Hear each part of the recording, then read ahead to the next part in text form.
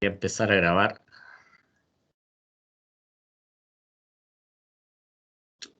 Que se demora ahí. Ahí empezó la grabación. Va a quedar la clase grabada.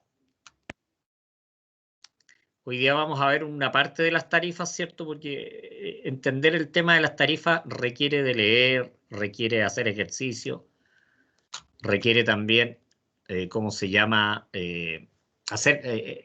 Madurar, madurar los conceptos. Voy a pasar a compartir pantalla entonces.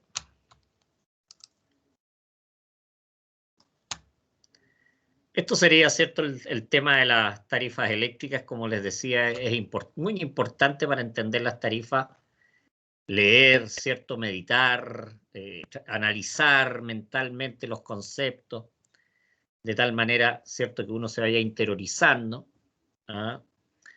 Es fundamental. Hemos estado hablando de lo que es el mercado eléctrico, ¿cierto? En general. Ahora, el mercado eléctrico, obviamente, cuando nosotros vamos a un mercado común, no el europeo, sino que un mercado que vende un montón de cosas. ¿Qué es lo que hay ahí? Hay servicios, hay productos, y en este caso el producto es la electricidad. Ahora, nosotros cuando compramos un producto requerimos que tenga ciertos niveles de calidad, ¿cierto? Y esos niveles de calidad, en el caso de las tarifas eléctricas, en el caso de la electricidad en sí, que es el producto que nosotros estamos comprando, obviamente lo rige en lo que es el decreto supremo 327, ¿cierto? Donde se regula todo lo que son los aspectos relativos al voltaje, la frecuencia, la continuidad, armónico, flicker, tiene que ver con todos esos aspectos fundamentales. Por lo tanto, el producto de electricidad tiene que tener, ¿cierto?, su base legal respecto a lo que es la calidad. Les decía, ¿cierto?, que el mundo de las tarifas es bien importante ser conocido por los que son los ingenieros eléctricos. Bueno, si son técnicos también es importante el conocerlo. Así que nos vamos a meter hoy día, vamos a ver todo lo que tiene que ver con las tarifas residenciales. Tarifas residenciales. Antes las tarifas residenciales eran 2, 3, con suerte, y ahora han crecido una enormidad. Hay tarifas residenciales en baja tensión y hay tarifas residenciales en alta tensión. Y conocer más o menos cómo funcionan y cómo se calculan ciertos parámetros. Vamos a partir entonces con lo que son las tarifas eléctricas en distribución. Por lo tanto, aquí estamos hablando del mundo regulado, ¿cierto? Los clientes regulados. ¿Cómo se calcula el precio final de un cliente? ¿Cierto? Sería el precio de nudo, que es el precio establecido en una barra, en una subestación, más el valor agregado de distribución, más lo que es el uso de la troncal y servicios públicos. Básicamente, toda la estructura de las tarifas eléctricas están comprendidos dentro de estos aspectos. Ese es el precio final que nosotros pagamos. Yo creo que también es importante decir que los precios regulados, como su nombre lo dice, no lo ponen las empresas eléctricas, sino que los precios están regulados por el gobierno. Por lo tanto, yo no me puedo quejar con Chilectra, o perdón, Enel, no me puedo quejar con la CGE, por los precios que tienen en cuanto a lo que es la energía. Esos son precios establecidos claramente por el Estado, que es el ente que regula, ya lo hemos visto, ¿cierto? ¿Qué es lo que es el precio de nudo? Es el precio a nivel generación-transporte. Generación-transporte, o sea, comprende los dos elementos. Dice, se definirá como para todas las subestaciones de generación-transporte donde las cuales se efectúa el suministro. Eso quiere decir en el punto donde el cual compran las empresas distribuidoras. En esos puntos en los cuales va a comprar la empresa distribuidora al precio que corresponde a ese nudo en particular. Tienen dos componentes, ¿cierto? Que es el precio de la energía y el precio de la potencia en punta. Esos serían los dos valores que comprende. Dice, el precio de nudo de energía y potencia, dice, los precios de nudo corresponderán a los precios de nudo en alta tensión de distribución, vigentes en la subestación primaria de distribución correspondiente al cliente. O sea, el cliente el que compra Lo compra en un nodo, en una subestación primaria. En algunos casos a subestaciones también se le llama subestaciones de enlace, ¿cierto? Que enlaza lo que es el mundo de la distribución con el mundo de la generación-transmisión. Y se compra a ese precio, ¿cierto? Que son los precios de nuevo también son fijados por el Estado cada 6 meses, ¿cierto? A través de un decreto. Costo de distribución, ¿cierto? El valor agregado de distribución, porque el precio de nudo, o sea, yo estoy comprando un precio y no puedo vender al mismo precio que compro, ¿cierto? ¿Cuál es el negocio? El precio de la empresa, perdón, el negocio de la empresa distribuidora es obviamente distribuir. Y no podemos por razones obvias vender al mismo precio al cual estamos comprando un producto. No habría negocio. No hay transferencia de valor. Dice, la estructura de los precios a nivel de distribución que se aplica a los consumidores finales considera los precios de nudo establecidos en el punto de conexión con las instalaciones y el valor agregado, el VAD, valor agregado de distribución. ¿Cierto? Por conceptos de costos de distribución. Dicho valor se basa en lo siguiente. Costos fijos por concepto de gastos de administración, ¿cierto? Todo lo que son la operación, la facturación, los software. Tiene que ver con las cuadrillas que trabajan en terreno, tiene que ver con una serie de elementos. Dice las pérdidas medias de distribución en potencia y energía, ¿cierto? Las pérdidas que se producen en las líneas. Pérdidas técnicas en este caso. Dice costos estándares asociados a la distribución por unidad de potencia suministrada de inversión, mantención y operación. Por lo tanto, el VAD, el valor agregado de distribución, incorpora todo lo que estamos viendo acá, obviamente asegurando también una rentabilidad. Acordémonos que es un negocio que está en manos privadas, donde hay inversionistas, ¿cierto?, que compran acciones, por lo tanto, deben rentar también. De tal manera, ¿cierto?, que el Estado lo que hace es asegurar, ¿cierto?, un 10% de utilidad a las empresas. Dice, suministros sujetos a fijación de precios. Eso quiere decir cuáles son los clientes a los cuales ya vamos a estar hablando, ¿cierto? Dice, los suministros que se encuentran sujetos a fijación de precios los podemos dividir en dos grupos. Eso quiere decir cuáles son los clientes regulados. Ya estuvimos viendo el mercado de contratos, ¿cierto? Y es diferente al mercado spot. Dice, usuarios finales cuya potencia conectada es inferior o igual a 5.000 kilowatts. Igual o inferior a 5.000 kilowatts. Dice potencia conectada, ¿cierto? Que no es lo mismo que potencia instalada, ¿cierto? Eso hay que conocer ahí un poquitito. Obviamente aquí entra un grupo también de ¿cómo se llama?, de instalaciones que están entre los 500 y los 5.000 kilowatts, que ellos cada 4 años definen, ¿cierto?, su contrato. Lo definen en términos de ser clientes regulados o clientes libres, entre 500 y 5.000 kilowatts. Dice, cuando se trata de servicio de menos de 12 meses, los provisorios de construcción, módulos de soldar, también entran en lo que tiene que ver con la fijación de precio. ¿Cuáles son los clientes a precio libre? Clientes a precio libre. Son los clientes en los cuales la empresa distribuidora les puede implantar un valor, ¿cierto? Un costo. Dice, clientes con contratos inferiores a los 12 meses y también clientes que requieran calidades especiales de servicio. Por lo tanto, en este caso se fija un contrato aparte que no entra en el juego de lo que son los contratos regulados, ¿cierto? Con las tarifas que todos conocemos, o que vamos a conocer, mejor dicho.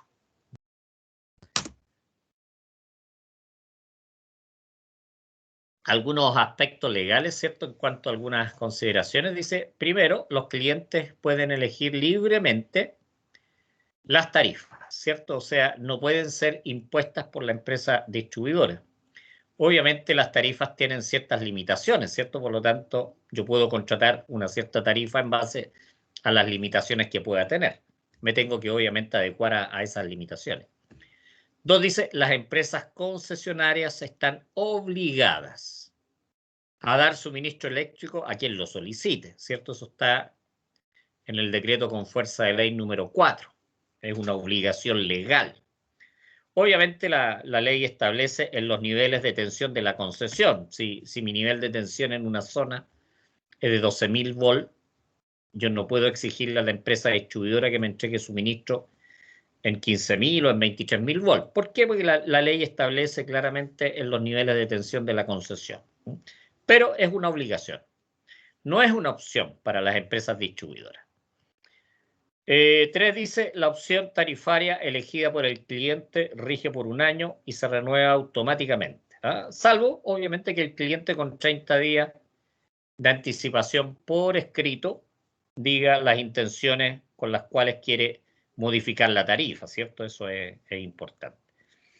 Por lo tanto, ahí se hace un estudio de cambio tarifario pagando los costos que pueda significar. Opciones tarifarias. Vamos entonces a ver hoy día. ¿Sí? Fue una consulta en el punto Claro. anterior. ¿Qué pasa con esas casas, que esa gente que está muy aislada y no tiene electricidad? ¿Cómo? O sea, ellos no pueden solicitar a la empresa porque no hay electricidad. Me pasa porque yo generalmente voy al campo y hay gente que está tan alejada de la ciudad, no les llega línea. Sí, está muy lejos. Sí, no hay ninguna, o sea, porque la ley lo respalda porque si solicitan tienen que darle, pero en ese caso... Sí, pero a ver, ya, pues, financiame las líneas. A eso voy. En ese caso, Obvio, pues, obviamente no. si darte un empalme pichiruchi con un automático de 25 amperes, porque ahora la norma dice que las residenciales son con un mínimo de 25 amperes, ya que me va a estar pagando 20 lucas mensuales, pero las líneas que yo tengo que instalar cuestan 20 millones de pesos. Obviamente ahí, ¿de qué estamos hablando? ¿Ya? Yo no, ningún problema. Construye tu línea, los 5 kilómetros construyelos tú y yo te doy el empalme aquí afuera. ¿Sí o no? O sea, ¿te fijas? ¿Te fijas lo que te quiero Ya. decir? Sí, comprendo. O sea, no es a costo la instalación. No, o sea, si me significan no sé cuántos millones darte un empalme pichiruchi, yo no lo voy a construir. No tengo líneas allá, pues no hay líneas, por lo tanto no tengo la obligación. Pues la obligación es cuando están las líneas. Pues, y si no existen las líneas, yo no tengo la obligación. ¿Cómo te voy a dar si son 5 kilómetros de línea? No sé, vos. Comprendo. Es lógico, pues, es razonable. Por lo tanto, ¿qué es lo que te conviene? Instálate un juego de paneles fotovoltaicos, pues genérate tú mismo.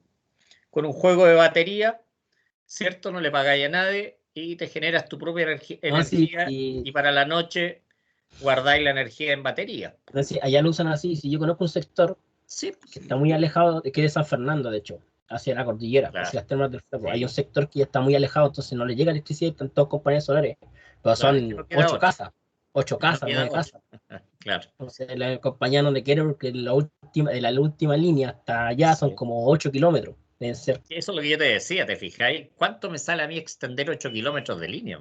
por 8 Para mi casas. casa, no Y lo aparte hago. las casas se usan solo en el verano. Porque en el invierno Peor tienen que bajar. todavía. Sí. Peor todavía. Es Ya, más profe, difícil. gracias. Claro, hay que ser razonable, o sea, no hay que malinterpretar la ley en función de que la obligación es a toda costa, pues no es así, no es así, ¿ya? Para que no nos confundamos. ¿Mm? Dice en la zona de concesión, eso quiere decir cuando hayan líneas, ¿ah? Ahora cuando hay extensiones, ¿cierto? Que son menores, o sea, 200 metros, 300 metros, la ley también dice que tú me lo puedes financiar y yo te lo puedo devolver a largo plazo, ¿cierto? Te lo puedo devolver en energía, pero tú financias las líneas. También existen algunos mecanismos. Pero cuando estamos hablando de distancias razonables, ¿ah? Eso es importante. Sigamos viendo, ¿cierto? Estábamos viendo las tarifas destinadas a los usuarios residenciales, de residencia, ¿cierto? Se entenderá por residencial, obviamente, aquel respecto del cual se cumplan algunas de las siguientes condiciones, fíjense. Dice que cuente con una potencia conectada inferior o igual a 10 kilowatts. A pesar de que hay una tarifa eléctrica que ya la vamos a ver que es mayor a los 10 kilowatts. Dice, o con un limitador de potencia para cumplir dicha condición. O sea, por ejemplo, hay algunas, la mayoría de las tarifas residenciales son hasta 10 kilowatts. Y hay una en particular que puede ser mayor a 10 kilowatts que también se considera residencial. Dice que su suministro esté destinado para el abastecimiento eléctrico de un domicilio o residencia y cuyo documento de cobro emitido para la respectiva concesionaria, la distribuidora, se encuentra a nombre de una persona natural o sucesión hereditaria. ¿Se fijan? O sea, es para un domicilio, para una persona natural, no es una empresa. Por lo tanto, si está a nombre de la empresa, ya no es un domicilio. La tarifa, veamos la BT1A. BT1A. Porque también tenemos la BT1B. Por lo tanto, hay que aprender a diferenciarlas. La BT1A dice opción de tarifa simple en baja tensión para clientes residenciales con al menos medición de energía y que cuenten con potencia, obviamente ya lo leíamos, inferior o igual a 10 kilowatts, lo que implica un automático monofásico, por ejemplo, de 40 amperes o uno trifásico de 3x16. Eso es lo que se considera 10 kilowatts. Dice, o con limitador, ¿cierto? Que limite la potencia a los 10 kilowatts. Dice, aplicable a los clientes abastecidos por concesionaria cuya demanda máxima anual, en esta opción, ¿cierto? Se produce en los meses en que se han definido horas de punta y a clientes abastecidos por empresa cuya demanda máxima anual de consumo se produce en meses que no se hayan definido horas de punta. Y dice, y cuyo factor de clasificación, ya vamos a ver qué es lo que es el factor de clasificación, ¿cierto? Dice, calculado según se indica más adelante, sea igual o superior a 2,5. Por lo tanto, hay que aplicar una formulita bastante simple para indicar si el cliente califica en esto. ¿Cuáles son los meses de punta? Son los de invierno. Después vamos a ver un poquitito más detallado en las siguientes clases, ¿cierto? ¿A qué se refiere con la hora de punta, los meses de punta? Pero esto es la tarifa BT1A.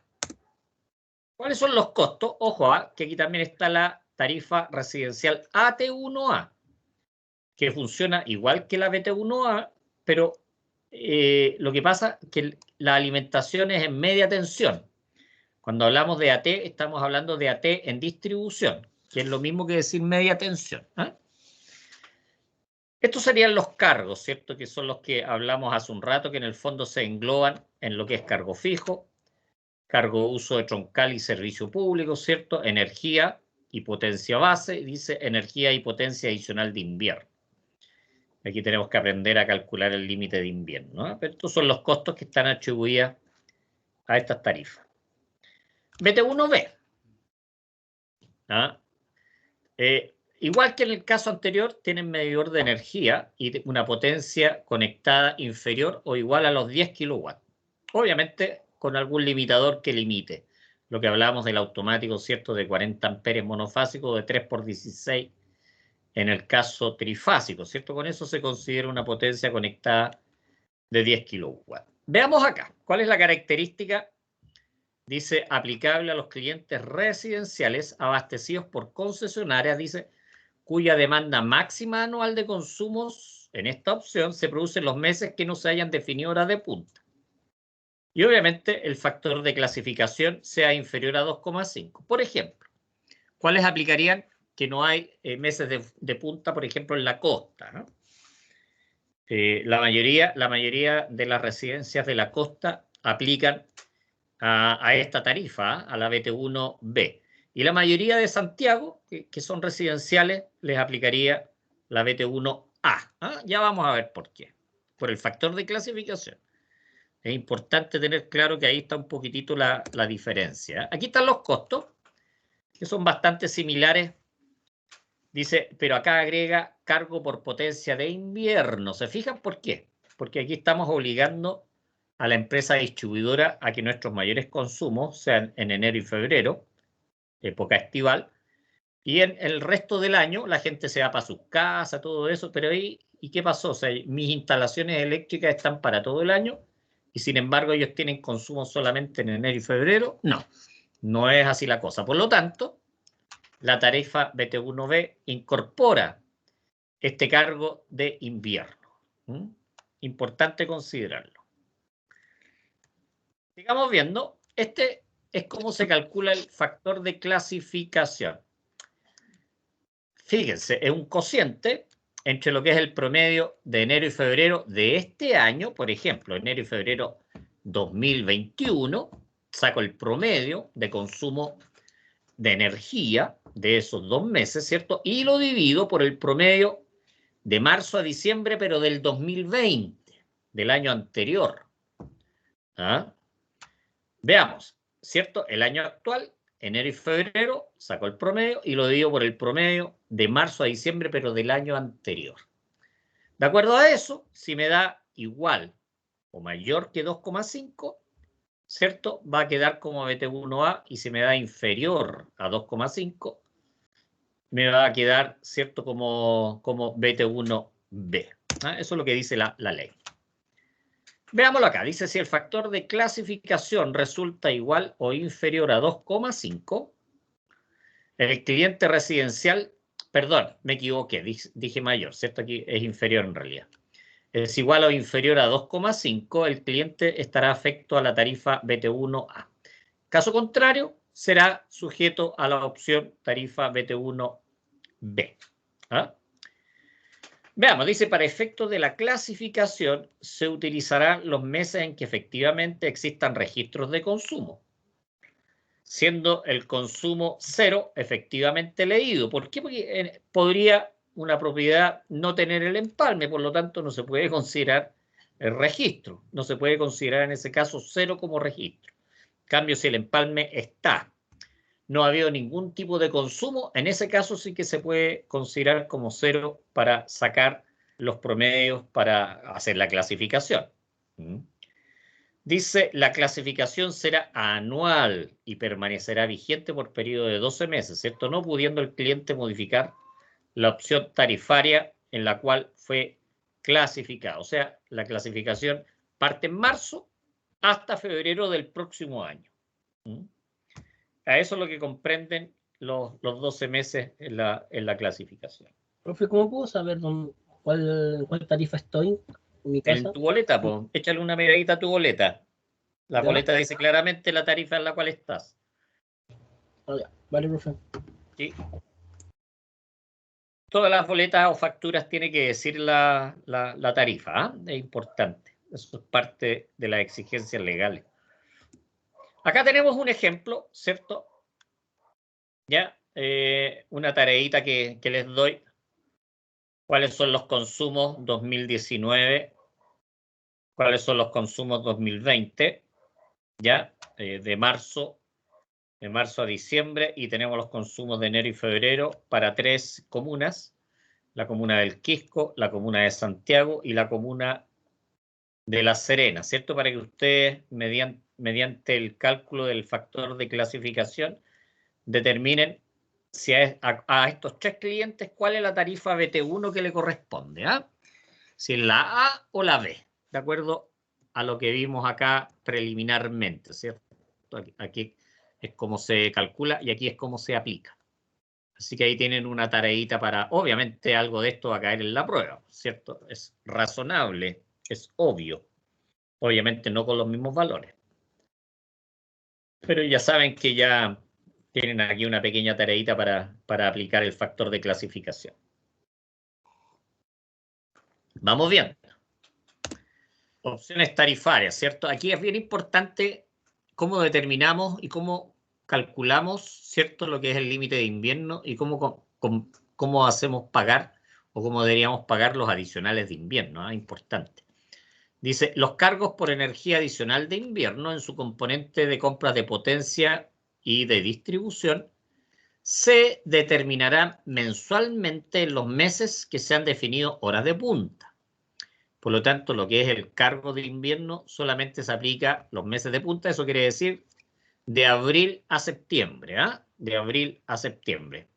Acordémonos que el año pasado, ¿cierto?, hubo un decreto en el cual se eliminaban los meses de punta por el tema de la crisis que estamos viviendo. Así que es probable que este año a lo mejor también haya alguna modificación.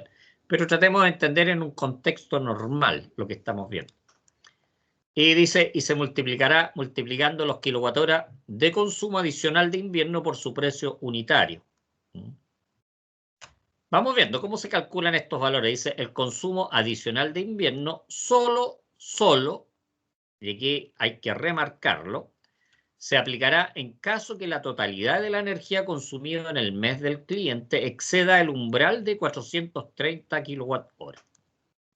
Dice correspondiendo su valor a la energía consumida en exceso de su límite de invierno. Por lo tanto, solamente yo voy a pagar adicional de invierno siempre y cuando mi consumo sea superior a 430. Por ejemplo, en el mes de mayo, si yo tengo 420 y tengo un límite de invierno de 300, no voy a pagar adicional de invierno. Eso quiere decir que la totalidad lo voy a pagar como energía base. Acordémonos, yo tengo un límite de invierno de 300. Perdón, voy a poner 350 porque ese es el mínimo legal. 350 es el mínimo legal. Ahora, si en el mes de junio tengo una, ¿cómo se llama? Un adicional, ¿cierto? O sea, mi consumo del mes de junio es de 460. Me pasé de 430, por lo tanto, me corresponde pagar adicional de invierno. Pero ¿desde dónde pago de adicional de invierno? Desde mi límite de invierno. Eso quiere decir que los 350 iniciales los pago como energía base y el resto, ¿cierto? Que van a ser, ¿cuánto en este caso? Van a ser 110 kWh. Los pago con el precio de adicional de invierno. Espero que les haya quedado claro este concepto. Profe, ¿sí? Ese adicional de invierno, ¿cómo se calcula el valor de ese kilowatt?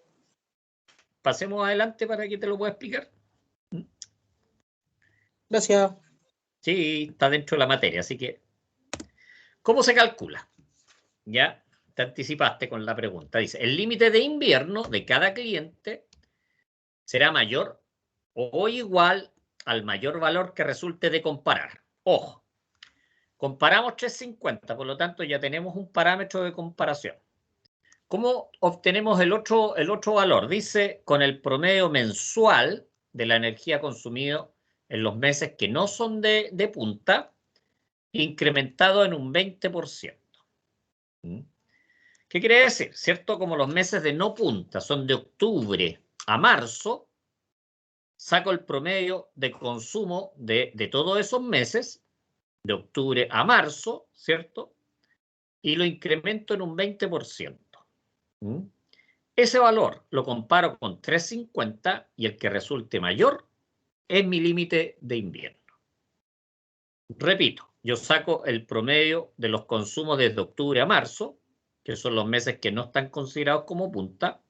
Ese promedio lo incremento en un 20%, lo comparo con 350 y el que resulte mayor, ese va a ser mi límite de invierno. Si yo los cálculos me dieron 330 kWh, 330, el promedio incrementado, por lo tanto, mi límite de invierno serían 330, no, el mínimo son 350, por lo tanto, mi límite de invierno serían 350 kWh. Esa es la forma en que se calcula. No sé si quedó claro ahora.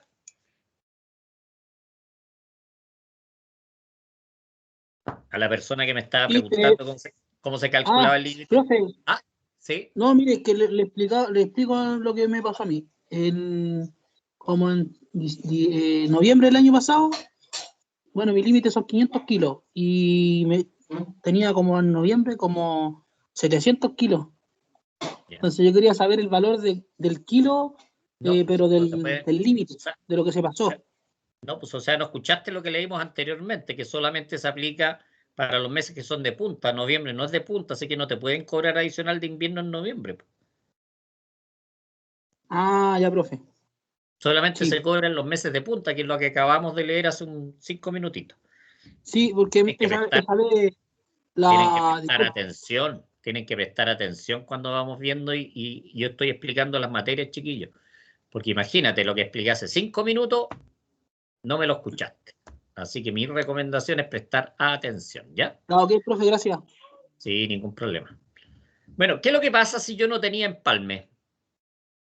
Supónganse que el empalme lo instalaron en noviembre. ¿Qué pasa con octubre? Para los efectos del promedio. Se considera octubre como 350 kWh. Si el empalme lo tuve en diciembre, octubre y noviembre se considera como 3.50. Si el empalme lo tuve en enero, octubre, noviembre y diciembre se consideran como 3.50 para efecto de calcular. Ahora, si el empalme lo tuve a finales de a mediados de mes, por ejemplo, el 15 de diciembre, ¿cierto? Eso quiere decir que octubre y noviembre se consideran a 3.50. Después, 15 días de diciembre se consideran prorrateados, ¿cierto? O sea, serían 15 partidos por 31. Ya porque serían, diciembre tiene 31 días, por lo tanto serían 15 partidos por 31 por 3.50. Esa sería la fracción del mes que se considera por 3.50. Y el resto, obviamente, es lo que se midió, por cierto, del 16 de diciembre en adelante hubo lectura, así que ahí se considera como medida. Ese es en el caso de que no haya empalme, ¿eh? Es lo que dice la ley, que es bastante claro. Sigamos viendo, ¿cierto? Ojo, aquí habla de que en el norte grande no se aplica, pero que iba a empezar la ley. Esta ley es un poquitito anterior a la unión de los sistemas interconectados. Por lo tanto, la ley decía que no se consideraba en el sistema interconectado del norte grande la aplicación del límite de invierno, pero una vez que se unieran, que fue en el 2017, porque esta ley es del 2016, ¿cierto? Entonces ya no corre esa excepción para lo que era el norte grande. Ahora sí corre para el norte grande también lo que es el límite de invierno. Ojo, de acuerdo a lo que dice claramente la ley. Dice, a partir de la interconexión de ambos sistemas interconectados, esta excepción no será aplicable. Por lo tanto, a partir del 2017 corre también lo que es el límite de invierno para esa zona. Ya no hablemos del sistema interconectado norte grande porque ya no existe ese sistema interconectado. Por lo tanto, en el 2017 ya parte. Otra que también sale de esta excepción es una empresa que se llama Luz Andes. La Luz Andes era la antigua empresa eléctrica de Lo Barnechea. Eso quiere decir que tiene toda esa zona de Lo Barnechea, el Cajón del Maipo para arriba. Dice, no regirá el umbral de los 4.30. No regirá el umbral de los 4.30. Eso quiere decir que si yo tengo un consumo de 350, pago adicional de invierno desde mi límite de invierno. O sea, aquí no corre los 4.30 para esta empresa Luz Andes. Lo otro que no corre son los 3.50 para comparar. Eso quiere decir que si yo calculo el promedio de los meses fuera de punta, lo incremento en un 20% y me da 2.70, mi límite de invierno son 2.70. No son 3.50. Eso tampoco corre para la empresa eléctrica de los Andes. No me pregunten por qué, pero la ley así lo dicen. Lo que yo hago es explicar lo que dice la ley. ¿Por qué es así para la empresa eléctrica de los Andes? Esto corría también antes, esto cuando era la empresa eléctrica de Lo Barnechea, que después lo compró Chilectra, todavía me acuerdo, pues yo estaba en Chilectra, ¿cierto? Cuando compró a la empresa de Lo Barnechea y la transformó a Luz Andes. Pero eso es lo que corre para esta empresa. Lo mismo corre si no existía empalme, corre lo mismo, o sea que también se considera el valor de 3.50 en el caso de que no tenga empalme, aunque no corra el 3.50 para comparar. Ojo. ¿Qué más? Acá tenemos algunos ejercicios para calcular las tarifas BT1, ¿cierto? La idea es calcular el límite de invierno, ¿cierto? En octubre tenemos un consumo de 120, noviembre 160, diciembre a seco, ¿cierto?